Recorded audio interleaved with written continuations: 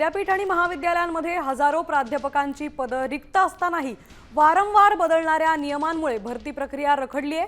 आतापर्यंत दोनदा GR बदलले असून आता मुलाखतीचे गुण वाढवण्यासाठी तिसऱ्या शासन निर्णयाची प्रतीक्षा आहे। त्यामुळे पात्र उमेदवारांना तिसऱ्यांदा अर्ज करावा लागण्याची शक्यता आहे। रिक्त पदांचा आकडा 5000च्या पार असून अद्याप वित्त विभागाकडून या भरतीला ग्रीन सिग्नल मिळालेला नाही। विद्यापीठांमध्ये 659 महाविद्यालयात 512 प्राध्यापकांचा 83 ते 20 आणि 75 ते 25 चा फॉर्म्युला बदललाय। मुलाखतीचे गुण वाढवण्यासाठी नवा निर्णय।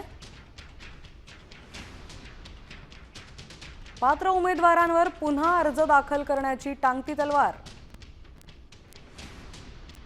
वित्त विभागाकडून भरतीला अद्यापही मंजुरी नाही।